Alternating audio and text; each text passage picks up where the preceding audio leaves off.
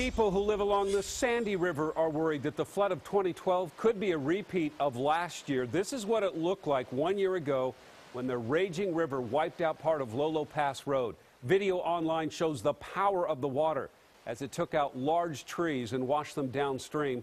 KOIN Local 6 reporter Jessica Markert live along the Sandy tonight. Jessica, residents once again seeing their land simply wash away.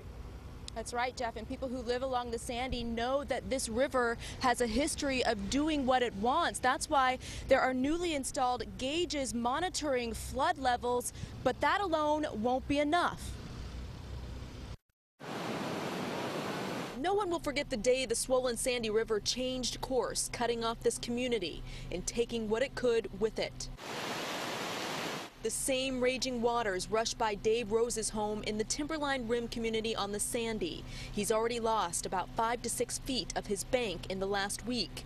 It wasn't a real problem there for a few months, but now it's getting to be worse. So we've just about lost our trail here that belongs to the neighborhood, and it's now to a point where we're going to have to put some posts or something in here to keep people away. The Sandy used to sit on the other side of the bank near Dave's property. We lost the majority of the shore out here. All the trees and everything went down, but what saved us was the temperature went back down that night. The falling temperatures slowed snowmelt, causing water levels to recede, but that may not happen this time around. The challenge is the Sandy doesn't just flood. It's not that the water rises and falls.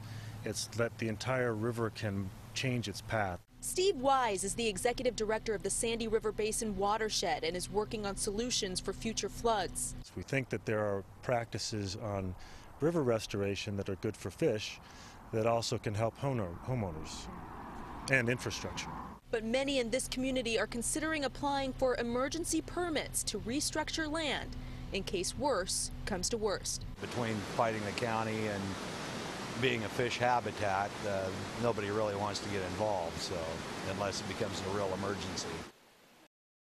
Back here live now, the third highest water level on record was last year, January 16th. What you're looking at right now is 10 feet below that. So that's some good news, but the levels could easily rise. And a real concern for people here in this community is flood insurance. They say it doesn't cover you as well as you might think. Reporting for you live along the Sandy River, Jessica Markert, KOIN Local 6.